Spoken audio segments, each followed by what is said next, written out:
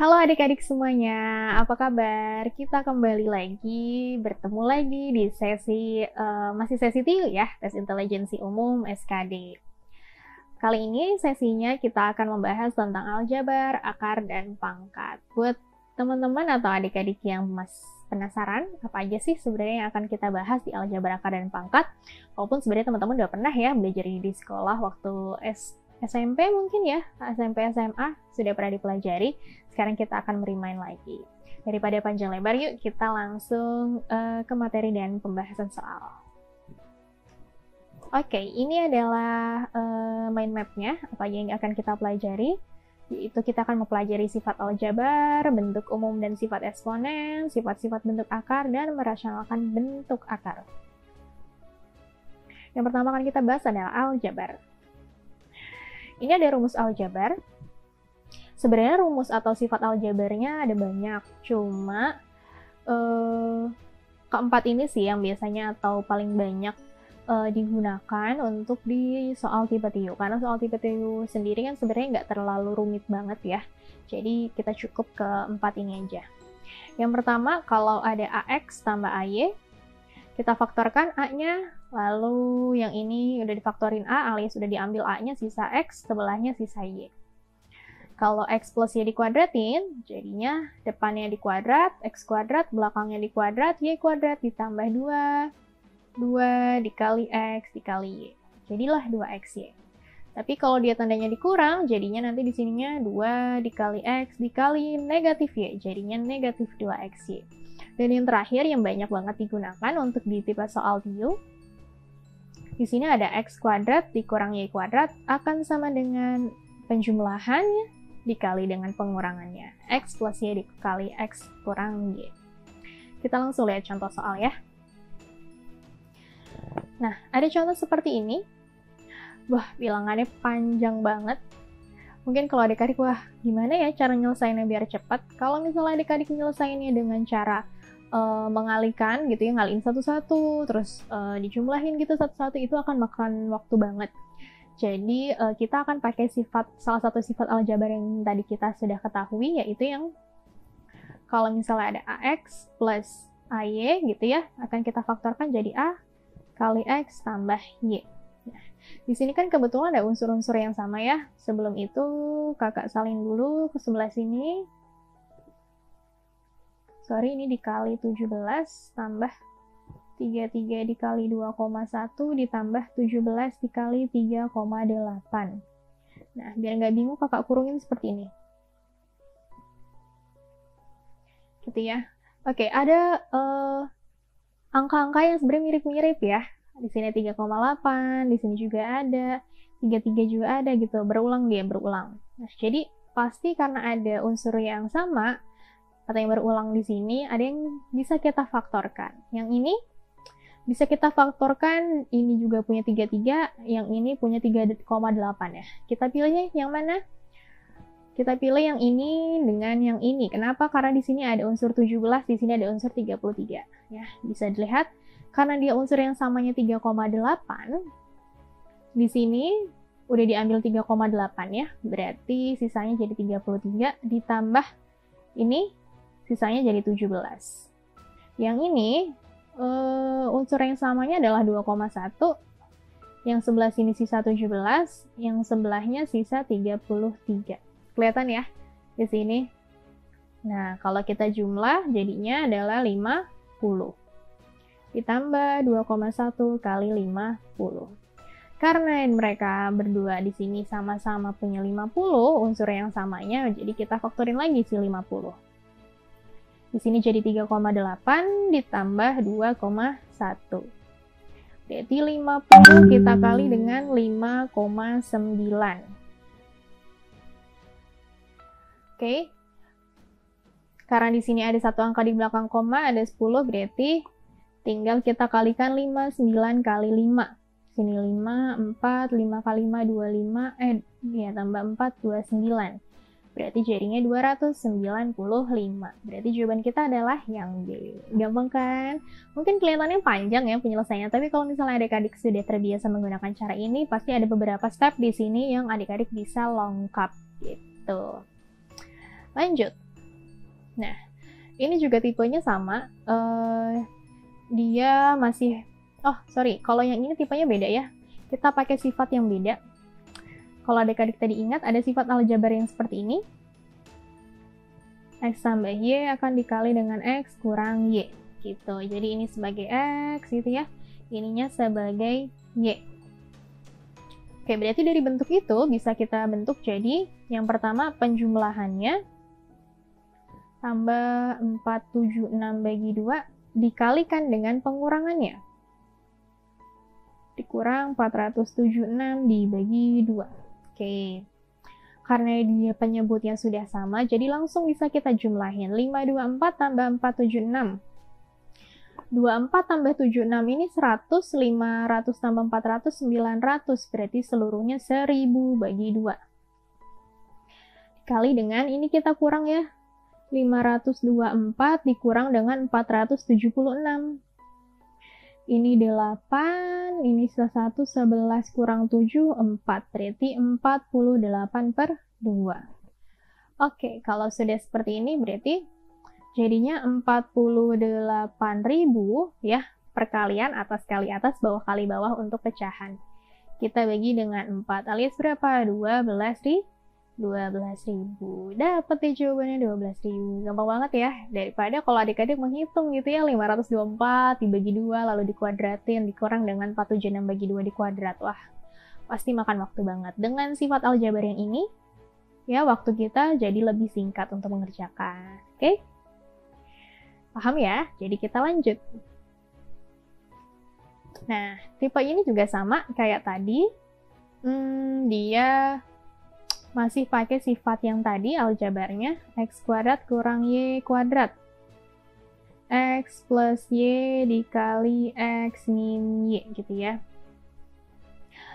Nah, ini sebagai X, ini sebagai Y.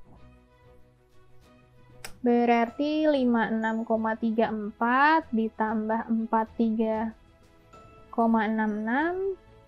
dikali dengan selisihnya. Dikurang 43,66. Ya. Masih ingat cara menjumlahkan bentuk desimal? 56,34 ditambah 43,66 ya. Kita jumlah di sini 4 tambah 6 10, 6 tambah 4 10, 6 tambah 4 10. Oke, di sini jadinya 10 alias 100. Dikali dengan pengurangannya. 56,34 dikurang dengan 43,66. 14 ya, di sini kita pinjam jadi 14 kurang 6 8, ini jadi 12. 12 kurang 6 6. Ini karena minjam, ini jadi 5. 5 kurang 3 berapa tuh? 2 ya.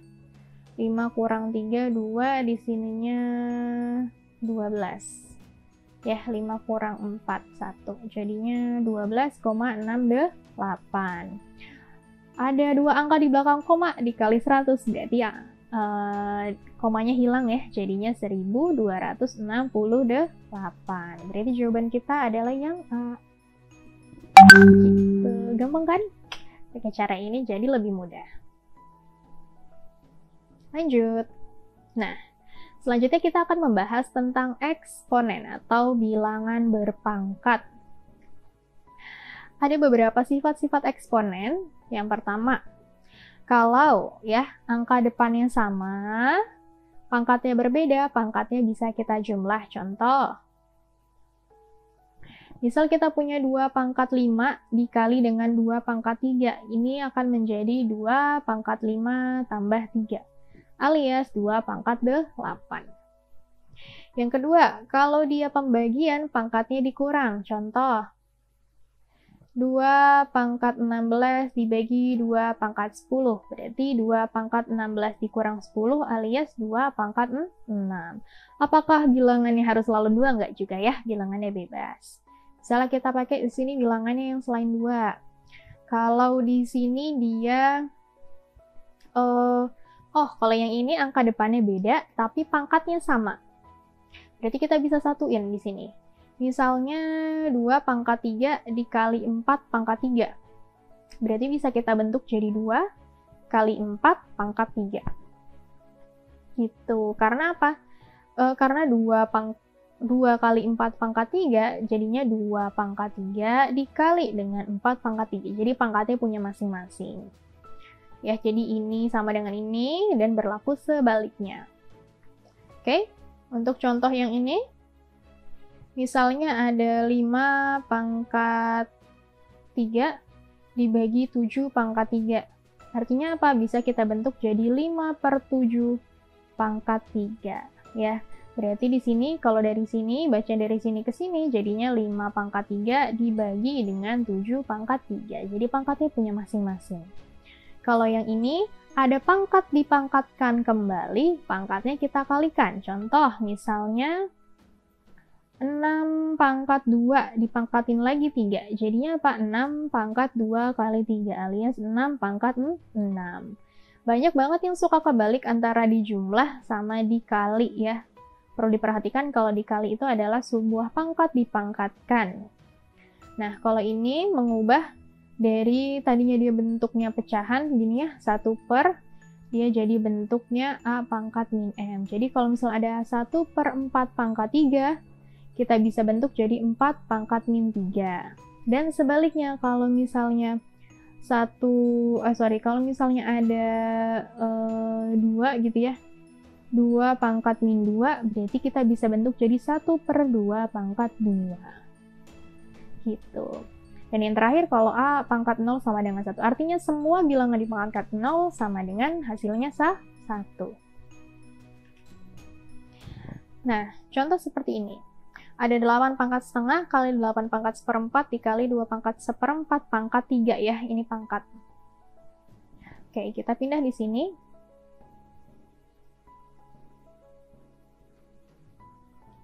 Dipangkatkan lagi 3. Oke, katanya kalau tadi ya bilangan pokoknya sama, pangkatnya boleh kita jumlah. Berarti 8 pangkat setengah tambah 1/4 dikali dengan, kalau ada pangkat dipangkatkan lagi, berarti pangkatnya dikali. 2 pangkat seperempat kali 3. Berarti jadinya di sini 8 pangkat setengah tambah seperempat, berarti 2 tambah 1 ya, kita samain penyebutnya, dikali dengan 2 pangkat 3/4. Oke, di sini 8 pangkat 3/4 dikali dengan 2 pangkat 3/4. Oke, tadi kalau pangkatnya sama, boleh kita bentuk begini ya, gitu. Berarti jadinya 16 pangkat 3/4, atau sebenarnya ini juga bisa dibentuk jadi seperti ini. Karena 8 itu adalah 2 pangkat 3, ya, kita bentuk jadi 2 karena di sini juga 2. Berarti di sini dipangkatkan dengan 3/4 dikali dengan 2 pangkat 3/4. Karena pangkat kali pangkat pangkat dipangkatkan lagi itu adalah dikali, berarti jadinya 2 pangkat 9/4 dikali 2 pangkat 3/4, atau jadinya kita jumlah 2 pangkat 12/4, atau jadinya 2 pangkat 3. Berarti jawaban kita yang A. Gitu. Jadi jalannya bisa ke sini gitu ya. Atau misalnya mau ke sini, nanti ini bisa dijabarin lagi gitu. Jadi teman-teman bisa pilih pakai yang mana. Oke. Selanjutnya, ada soal seperti ini. Ini ya, dijumlah semua, tapi bentuknya masih pangkat. Kita lihat yang pertama, kita salin dulu. 0,25 pangkat setengah dikurang 8 pangkat sepertiga dikali 4 pangkat min setengah ditambah 0,027 pangkat 1/3. 25 pangkat 0, semua angka di pangkat 0 adalah 1. 0,25 pangkat setengah. Oke. 0,25 pangkat setengah itu artinya gimana sih? Ya. 0,25 pangkat setengah, artinya kan di sini adalah 25/100 pangkat setengah dikurang 8 1/3 dikali, ini pangkatnya negatif, kita jadi pangkat positif. Nah, gitu. Kalau yang ini berarti 27 dibagi 1000 pangkat 1/3. 1 ditambah. Nah, untuk mencari bentuk yang ini, ya, pangkat setengah tuh maksudnya gimana sih kalau dia bentuknya pangkat pecahan? Maksudnya seperti ini. Kalau misalnya ada akar A, ini artinya A pangkat 1/2, karena dia di sini pangkat 2. Kalau misalnya dia di sininya akar pangkat 3 dari A, maka di sini dia jadinya A 1/3. Karena di sini pangkat setengah, artinya dia karena dia pangkat setengah, maka dia akar kuadrat. Ya, akar kuadrat dari 25 per akar kuadrat dari 100.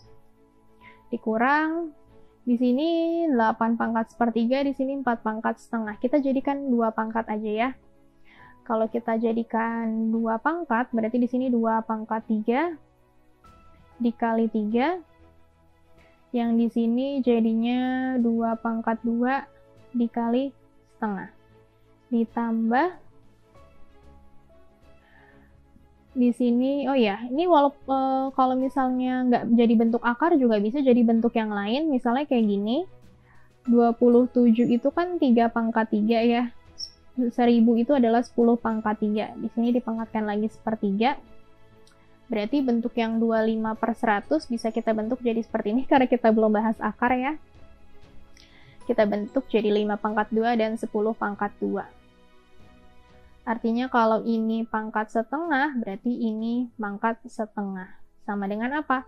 Karena pangkat dipangkatkan lagi pangkatnya dikali, berarti 5 pangkat 1 per 10 pangkat 1, alias 1 plus setengah. 5 per 10 itu setengah. Dikurang dengan, ini pangkat 1/3. 3 dikali 1/3 jadinya 2 pangkat 1 dikali 1/2 kali setengah pangkat 1 ya. Nah, ditambah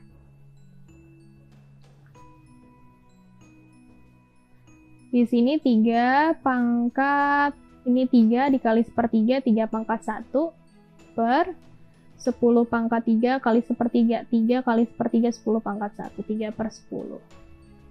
Oke, berarti 1 tambah setengah dikurang berapa nih? Kurang 1 ya, 2 bagi 2 kan 1, ditambah 3 per 10 alias 0,3. 1 kurang 1 habis, berarti hasilnya adalah 0,5, setengah itu ditambah 0,3, jadinya adalah 0,8. Berarti jawaban kita adalah yang D. Gitu. Kelihatannya panjang banget ya caranya, tapi kalau misalnya adik-adik sudah paham menggunakan tadi sifat-sifat eksponennya, ini pasti akan dikerjakan dengan lebih cepat. Gitu. Oke, ini adalah soal yang selanjutnya.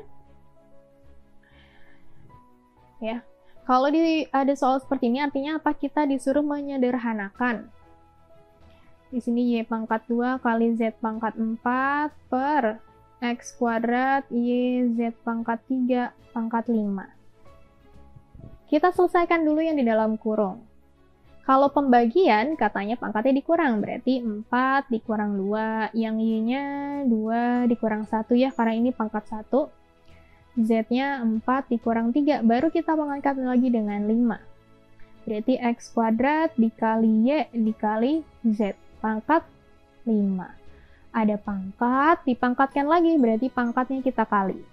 X pangkat 10, Y pangkat 5, Z pangkat 5. Berarti jawaban kita yang mana nih? X pangkat 10, Y pangkat 5, Z pangkat 5. Jawaban kita adalah yang E. Gitu. Gampang banget ya. Oke, lanjut. Nah, ini kakak selipkan persamaan. Di sini kalau nilai P dari persamaan 3 pangkat 2P itu 81, maka nilai P-nya berapa gitu ya.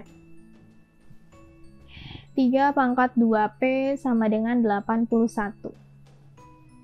Memang sih kalau di pangkat ini teman-teman memang perlu sudah memahami atau sudah hafal ya. 2 pangkat, maksudnya pangkat 2 dengan pangkat 3. Oke. 81 ini karena di sininya adalah bilangan utamanya 3, maka kita akan bentuk jadi 3 pangkat berapa? Ternyata 81 itu adalah 3 kali 3 kali 3 kali 3 ya. 9 kali 9 atau 3 pangkat 4. Kalau sudah sama seperti ini bilangan utamanya, berarti kita bisa ambil 2P sama dengan 4. Alias P-nya sama dengan 2. Selesai deh. Jawabannya adalah 2 gitu. Oke. Kalau misalnya di sini bilangan utamanya misalnya 9 gitu ya, berarti 81-nya kita bentuknya jadi 9 pangkat 2. Ya, jadi kenapa kita bikin jadi 3 pangkat 4? Karena di sini bilangan utamanya 3. Jadi kalau di persamaan kita sama-samain gitu ya. Oke, selanjutnya. Jika Mn adalah 4 dan M pangkat 3N kuadrat adalah 64, maka nilai dari M kuadrat plus N kuadrat. Mn-nya 4. M pangkat 3N kuadratnya sama dengan 64. Diketahui ini cuma Mn nih, Kak. Kalau M pangkat 3 sama N pangkat 2 nggak ada. Oke, teman-teman perlu masih ingat tadi ya, sifat eksponen kita kalau misalnya ada A pangkat M, lalu juga B pangkat M, gini kan, bisa kita satuin ya, jadinya pangkat M. Nah, dari sini kita bisa satuin. Mn pangkat berapa minimal? Pangkat 2. Karena M punya pangkat 2, N punya pangkat 2. Sisanya apa? Karena M-nya pangkat 3, gitu. Kita bikin lagi di sininya M. Jadinya kan nanti M kuadrat dikali dengan M. Jadinya M pangkat 3. Sama dengan 64. Yang di dalam sini bisa kita substitusi ya, dari sini. Berarti 4 kuadrat kali M sama dengan 64. 16M sama dengan 64, M-nya sama dengan 4. 64 bagi 16. Kalau udah dapet M-nya, berarti karena Mn sama dengan 4, M-nya 4, kali N sama dengan 4, maka N-nya adalah 1. M-nya 4, N-nya 1. Berarti kalau M kuadrat tambah N kuadrat, berarti 4 kuadrat tambah 1 kuadrat sama dengan 16 tambah 1, yaitu 17. Selesai deh. Jawaban kita yang A. Gitu. Oke. Jadi kalau untuk yang sifat eksponen ini emang perlu sedikit dihafal ya. Nah, cara terbaik untuk teman-teman menghafal sifat eksponen ini, apalagi yang sulit menghafal, sebenarnya dengan perbanyak latihan. Jadi ketika teman-teman banyak latihan, banyak menggunakan sifat-sifat eksponen, nanti sifat-sifatnya itu akan hafal dan lebih paham bahkan ya. Akan lebih paham sendiri karena sudah banyak menggunakannya di berbagai soal. Yang selanjutnya akan kita bahas adalah bentuk akar. Ya. Tadi ada kakak sudah singgung sedikit ya bentuk akar.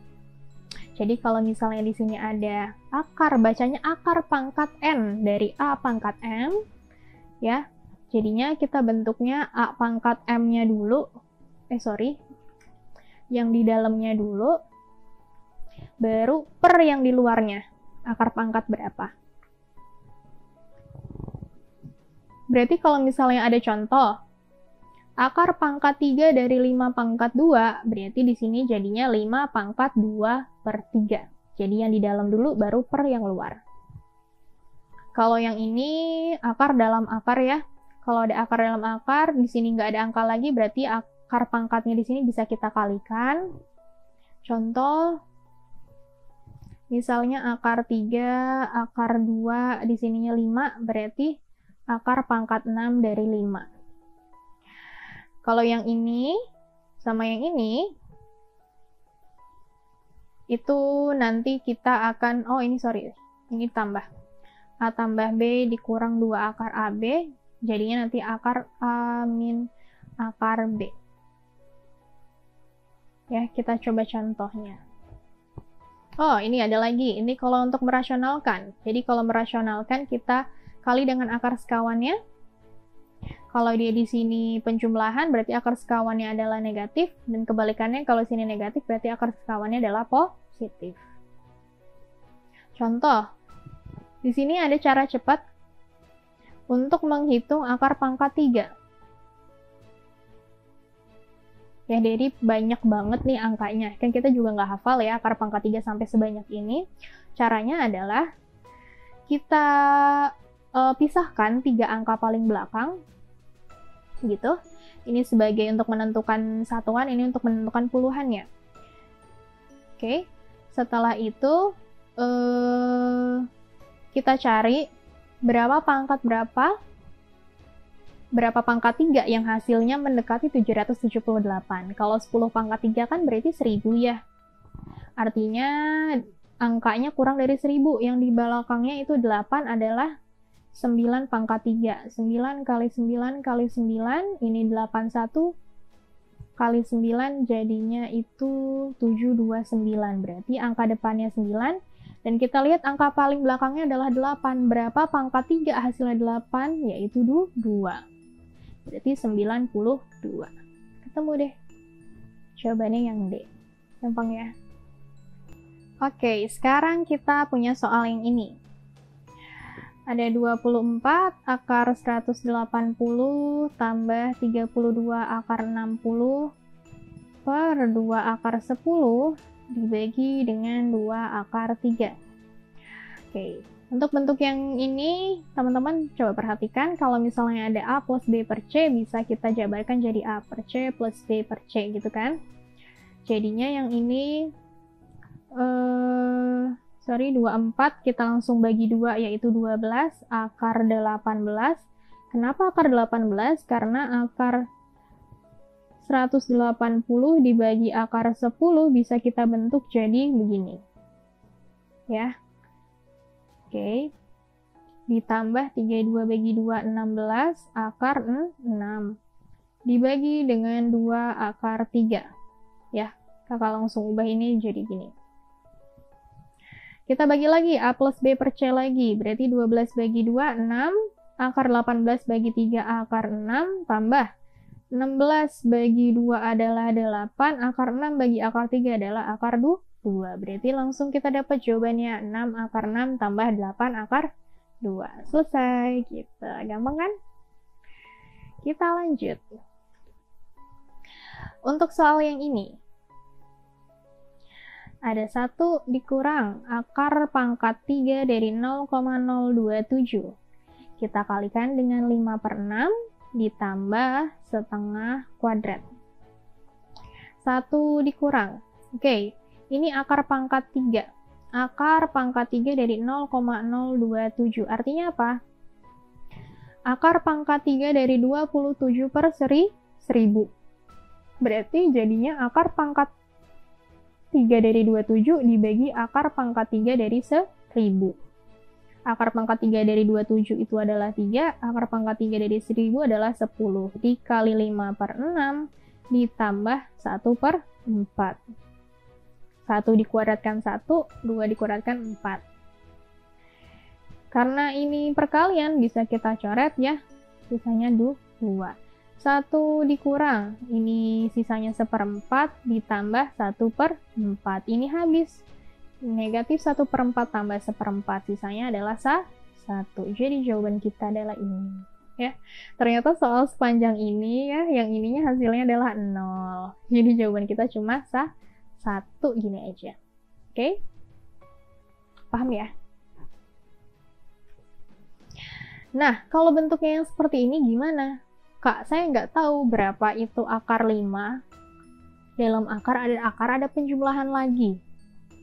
Oke, kalau untuk bentuk yang ini, seperti yang sifat di awal tadi, ada A plus B ditambah 2 akar AB akan sama dengan akar A tambah akar B. Ya, berarti 5 ini A plus B-nya nih, tapi kita harus memunculkan angka 2, karena di bentuk umum yang memunculkan angka 2, berarti dari bentuk ini, kita bentuk jadi akar 5 ditambah dengan akar, karena di sini munculin angka 2, berarti dalam akar kita munculin angka 4, karena akar 4 adalah 2. 4 dikali berapa jadi 24? Kali 6. Sampai sini paham ya? Berarti di sini akar 5 ditambah akar 4 kan 2. Berarti 2 akar 6. Udah sama ya bentuknya? Berarti kalau A plus B itu 5, berarti kalau A kali B-nya 6. Berapa angkanya? Yaitu 2 dan 3. 2 ditambah 3 ditambah 2. Nah, di sini akarnya 2 kali 3. Berarti, kan hasilnya akar A tambah akar B. Berarti ini sama dengan akar 2 ditambah dengan akar 3. Berarti jawaban kita adalah yang B. Gitu. Gampang banget ya. Jadi nggak usah pusing-pusing, ini ada sifat umumnya. Gitu. Oke? Nah, kalau yang ini kayak tadi ya, ada akar dalam akar, tapi di depannya ini nggak ada angka-angkanya lagi. Artinya, kita bentuknya jadi gimana? Kita tulis dulu yang paling dalamnya adalah, kita selesai nih, pangkat dipangkatin lagi, berarti pangkatnya dikali X, pangkat 10. Akar pangkatnya kita jadikan per, semuanya. Dari depan, kalau ini kosong, artinya di akar pangkat 2. Kita tulis di sini 2, dikali dengan ini, akar pangkat 5 ya, 5, dikali dengan ini, 3, dikali lagi dengan ini, karena kosong berarti ini 2. Karena biasanya akar pangkat 2 tidak ditulis ya angkanya. Berarti jadinya X pangkat berapa nih? Ini 10 sama ini dibagi 10 ya habis, berarti 1/6, 3 kali 2. Jawabannya berarti yang E. Tuh, gampang ya. Nah, kalau yang ini, jika X itu akar 12, Y itu akar 7 tambah akar 5, maka besaran yang mana ya? X atau yang Y? Kalau untuk soal yang seperti ini, sebenarnya kita pakainya trik. Karena kita kan nggak tahu ya, jawaban dari akar 12 itu berapa, kecuali pakai kalkulator. Sedangkan kalau di ruang ujian, kita tidak diperkenankan menggunakan kalkulator, jadi kita akan mengerjakannya dengan trik. Triknya, kita akan menggunakan angka yang lain, tapi kita akan mengambil konsep angkanya aja. Di sini ada hubungannya, di sini 12, di sini 7 sama 5 ya, kalau kita jumlah ini 12. Berarti kakak akan misalin X-nya sama dengan akar 25, dan Y-nya adalah akar 16 tambah akar 9. Ya, 25 di sini 16 sama 9, 25. Mirip ya jadi polanya. Kalau X akar 25 berarti 5, Y akar 16 tambah 9 berarti 4 tambah 3 sama dengan 7. Berarti X-nya lebih kecil dari Y. Berarti yang ini juga X lebih kecil dari Y. Kok bisa gitu? Kenapa? Walaupun dia beda angkanya, tapi karena konsepnya dia di sini sama ya. Ini penjumlahan dari dalamnya sini, berarti konsep yang angka-angka ini tadi kita cari, itu bisa digunain buat nyelesain yang ini. Gitu. Kenapa kakak pilih angka 25, 16, dan 9? Karena kita tahu akarnya, karena kita tahu nilai akarnya. Gitu. Jadi kalau misalnya mau misalin ya kita pakainya angka ini. Karena kita tahu bentuk akarnya. Oke? Kalau misalnya adik-adik masih nggak percaya, yang bener X-nya kurang dari Y gitu kan. Coba aja bisa dibuktiin pakai kalkulator dihitung ya. Oke, itu adalah soal terakhir kita untuk sesi yang kali ini. Ada quote terakhir dari kakak, waktu tidak akan pernah terulang, maka maksimalkanlah usahamu dan perbanyak doa. Oke, karena masih ada waktu, teman-teman masih bisa mengusahakan, banyak usaha, banyak latihan, banyak belajar juga, supaya nanti hasilnya usahanya tidak akan mengkhianati hasil. Gitu. Jangan lupa juga untuk memperbanyak doa, karena kalau cuma usaha tanpa doa itu masih kurang ya. Apalagi doa orang tua. Oke? Nggak bosan-bosan kakak bilang teman-teman harus banyak latihan, harus banyak mengulang, harus banyak mempelajari banyak soal-soal biar lebih tahu lagi jenis atau tipe soal-soalnya. Dan juga bisa juga nih mempelajari soal-soal yang tadi kita sudah bahas, lalu adik-adik bisa mengerjakan soalnya secara mandiri. Oke? Semoga tetap selalu semangat, dan semoga adik-adik lulus SKD di 2020 ini. Dadah!